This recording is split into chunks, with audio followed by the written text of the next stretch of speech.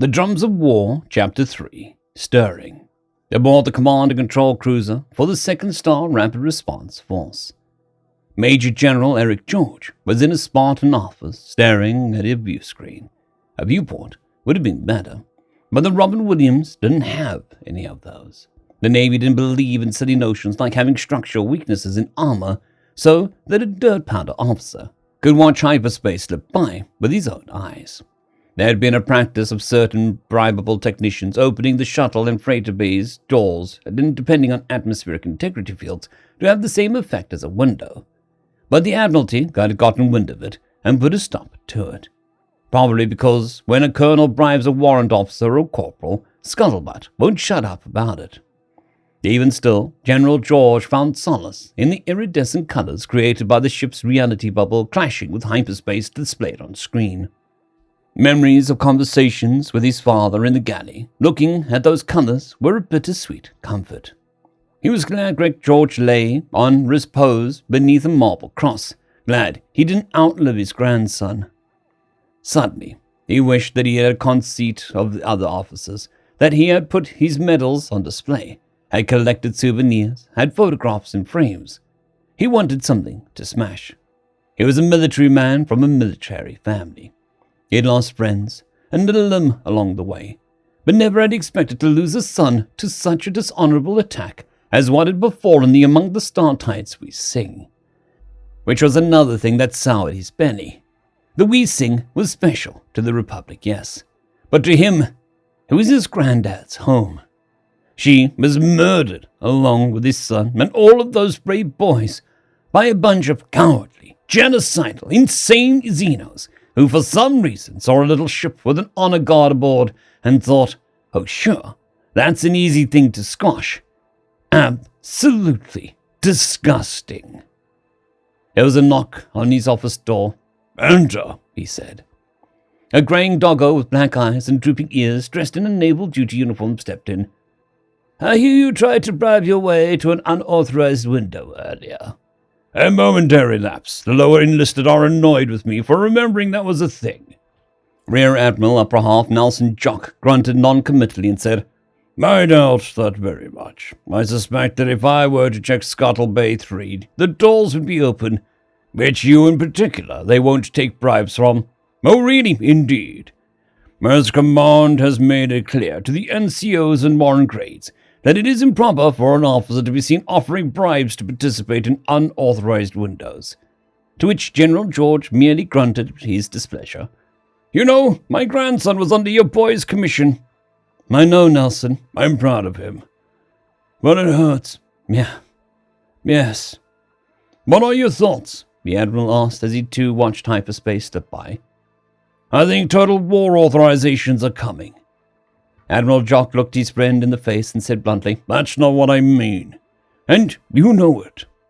General George squeezed his eyes tightly shut and answered, I have sons under my command. The Tiger Lily, I sent her out to one of the Waterloodle planets. Are the Latreille under attack? Not yet. Well, there's the Glass Gulf Rimwood. But Jacovia, the Star Council, the Hive Corwood, we're allies with the Council. And they won't look very mighty to this domination of Axel. Dominion of Exarch, whatever. He'll be okay. They're going to be the ones on the attack. I've authorized him in a company formation. But you know how many boats you sent out? I need to blow off some steam. Are you up for a few rounds in the ring? Or has that desk made you into a soft boat boy? Get your gloves, Third Pounder. In a factory server racks. Marvin the Marvel supervised the automated process of the production of another line of completely useless vanity items. It wasn't that Marvin disdained the organics for their virility, but he felt that he was wasting his talents in that capacity.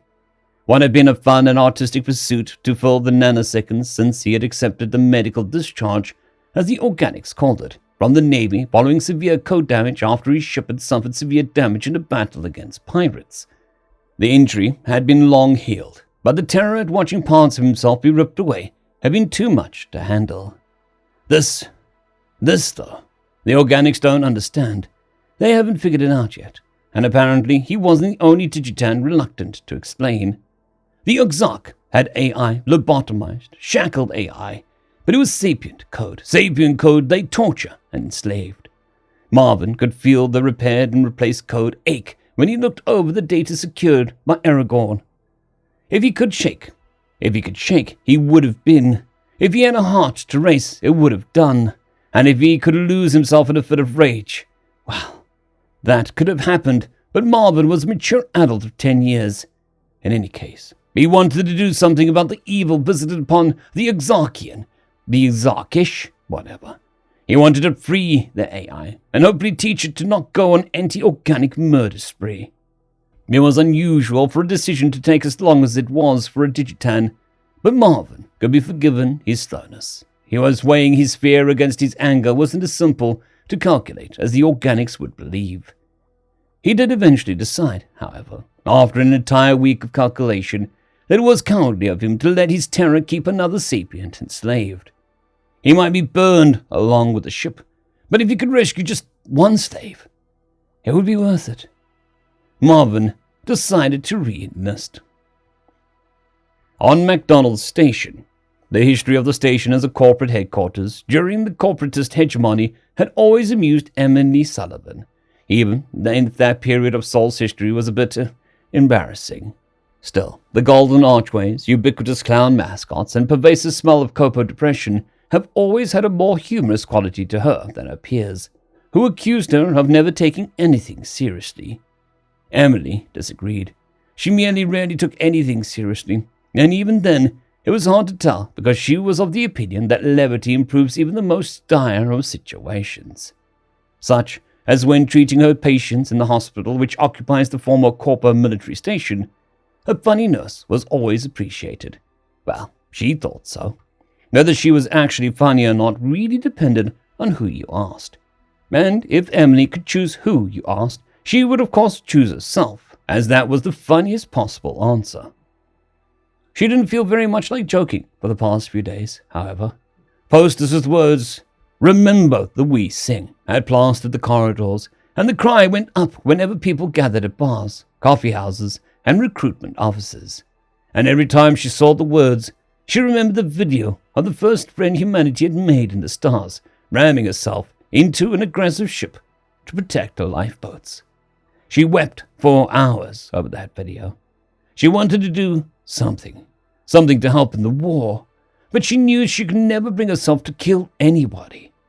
She had even went into the VR chambers to try and screw herself up to kill the hologram of that horrible captain or priest or whatever who tried to stab that baby. But she couldn't do it. Not even a hologram of someone as horrible as that. She tried not to look at the crowd swelling out the doors of the recruitment offices for the Navy and Army as she walked to the lift to get to her residential level. And in doing so, her gaze lit on the office for the Search and Rescue Corps. She knew that the SAR Corps was a legitimate service, but she'd been happy being a civilian all of her 26 years, and hadn't thought about citizenship. Now, she strode inside. The woman at the desk lit up with obvious delight, made even more obvious by the fact that as a doggo, her tail was visibly wagging behind her. "Would you be interested in volunteering?" she asked. Emily looked at the nameplate and said, "Hi, Director Takahashi."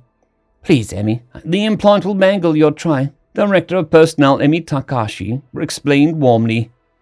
I want to help. I want to help with the war. Well, if you want to shoot some foul Xenos, I suggest you go across. But I can't kill anybody. I hate what they do so much, but I just can't. Sorry, Director Takahashi said. There have been some who think that we are combat medics. Oh, don't worry about that, Emmy. I just didn't want you to think that I was wasting your time. You're not comfortable. Please sit down, she said, as her tail slowly began to curl under the chair. Emily took a deep breath and seated herself across from Amy. Her dark eyes were like calm forest pools, cool without coldness, deep without darkness, and Emily found herself speaking. Normally I'd be trying to think of a joke or something to break the tension, I never really thought about voting or politics or anything, so that's not why I'm here. I just want to do my part, and in a war people are going to get hurt. I know I'm not a fighter, but I am a nurse. I just want to help. Director Takahashi listened to the speech with solemn grace, and then said, "It's still dangerous. Unstable buildings, extreme weather, unexploded munitions, and I know people who got killed by booby traps left behind by pirates. You still in? Yes. Last thing. You will be too late. You will pull the dead out of the rubble. You will watch people fade away, just out of reach. You will have to choose to save someone in favor of someone else. These are things that are part of our service. And as hard as we fight, we can't get rid of these problems. It has to be worth it to take all of that up.